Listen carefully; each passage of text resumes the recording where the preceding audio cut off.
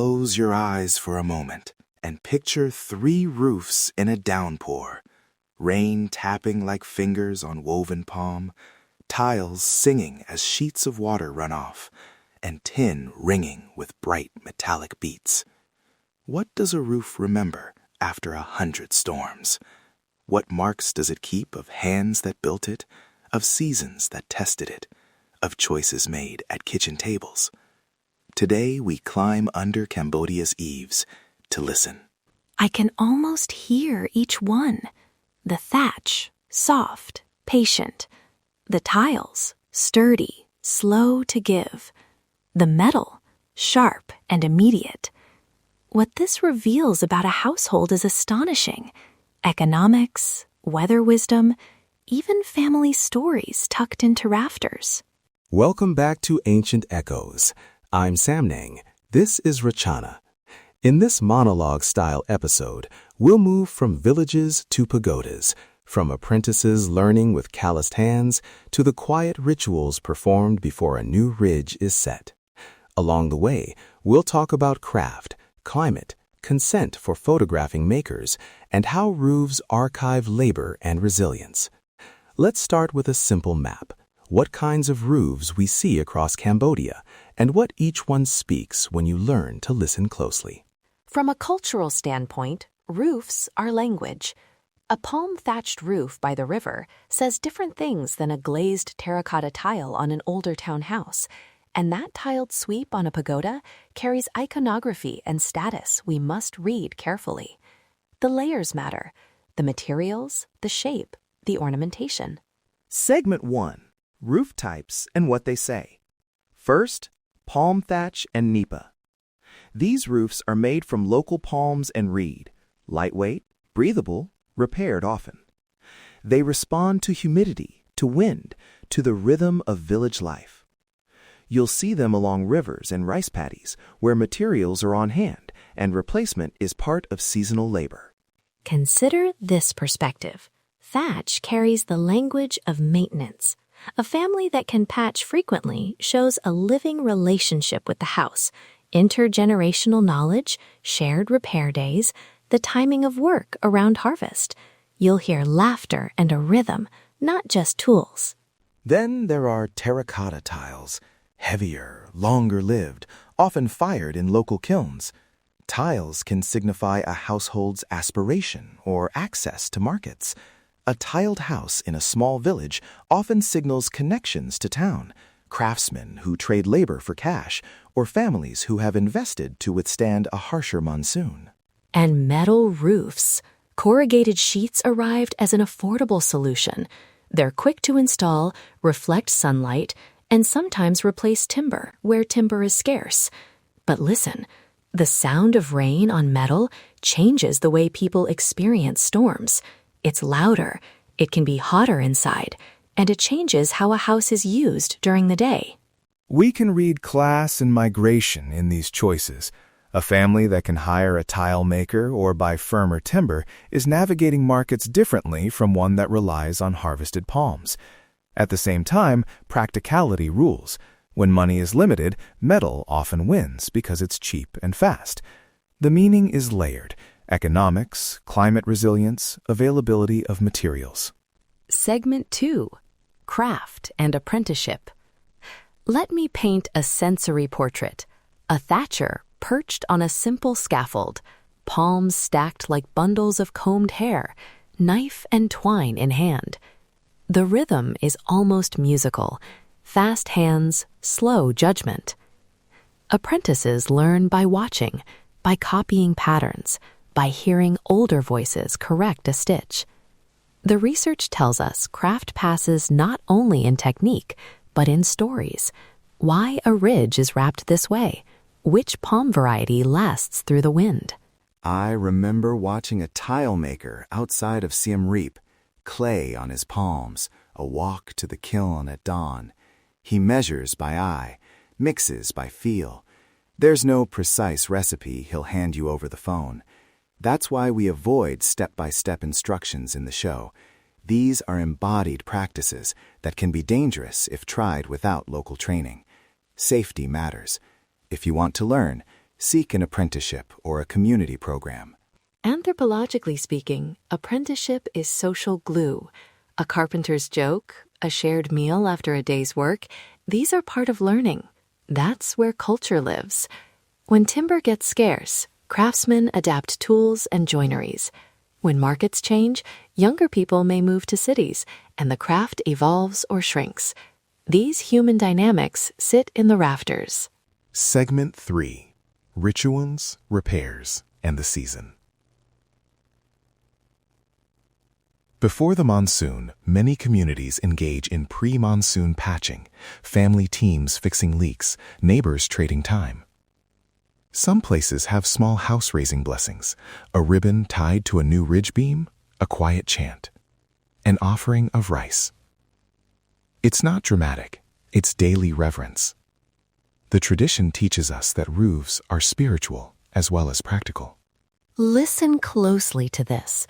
On a morning when a new ridge is set, elders might place a tiny offering and whisper a short blessing. It's not about spectacle.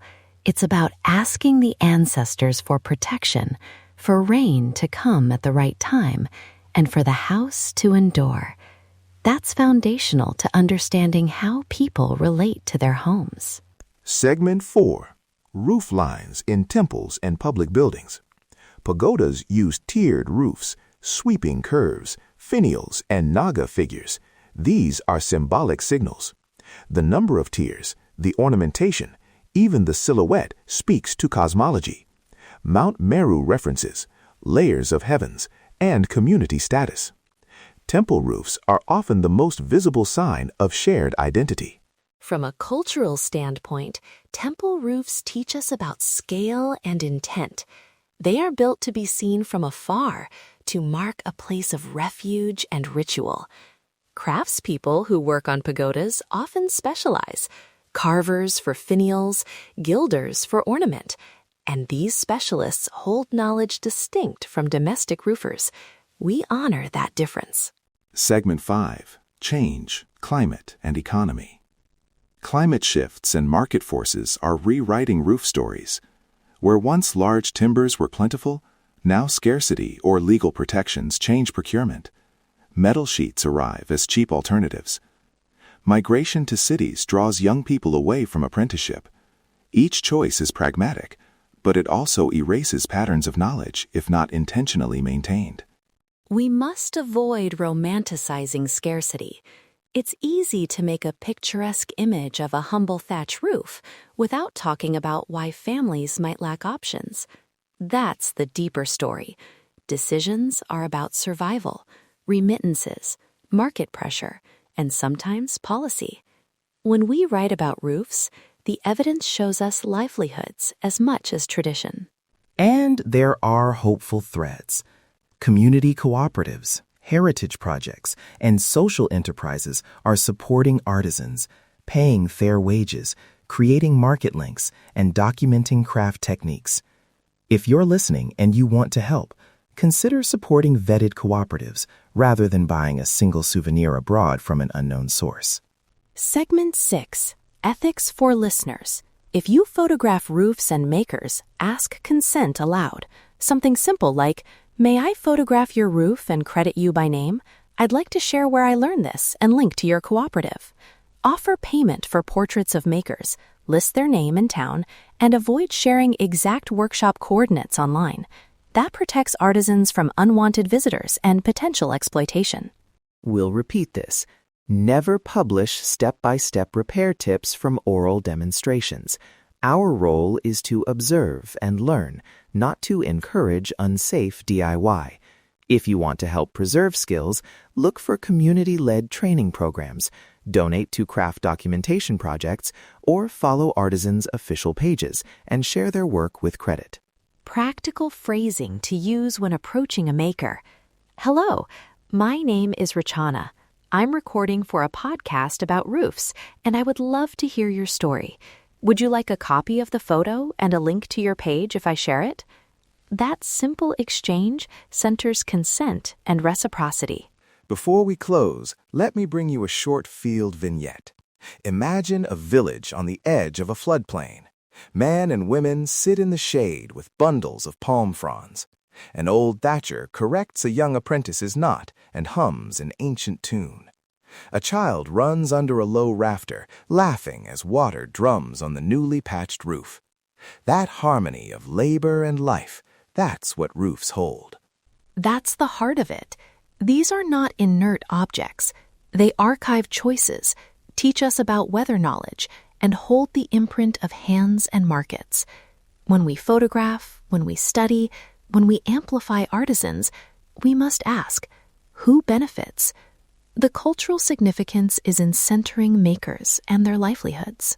To close, roofs teach us to look slowly. Ask the right questions.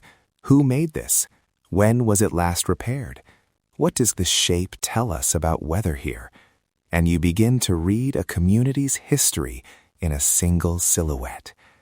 We hope this episode gives you listening prompts and ethical practices for noticing rooflines on your next walk. One last practical note. If you're moved to share a photo, credit the maker and the place. Offer payment if you can, and tag responsibly. That's how we move from spectatorship to support. The tradition teaches us to respect household knowledge. Let's carry that forward. Thank you for listening. If you enjoyed this episode, please share one roof photo, material and general location like Kandal Province or Phnom Penh Pagoda, a one-line origin or maker credit if you have one, and tag Ancient Echoes and Samnong's YouTube for our curated reels. We'll highlight responsible stories from your posts in a future episode. Let's keep listening to the roofs around us. The deeper story is often above our heads. And as we always say here, let's unlock the echoes of history together.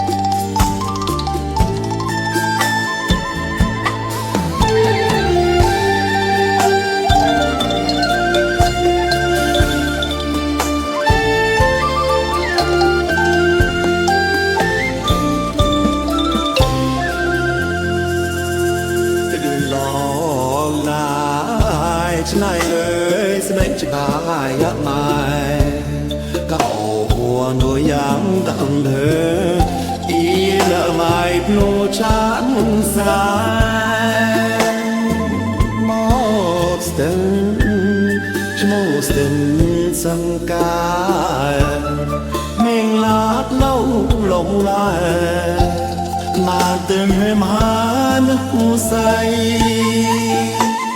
ê không chỗ xa hơn ta sẽ lâu cho thi hỏi nhét lung cho cha lưng sẽ na tâm ní prai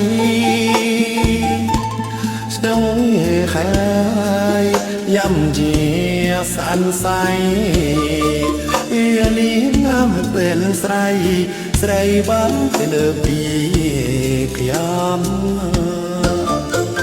ใครลงปันอ่อนกันสิลโฮคานมอลันโซสเวงกรีนครามสันมันใสคิดจานเกระโรง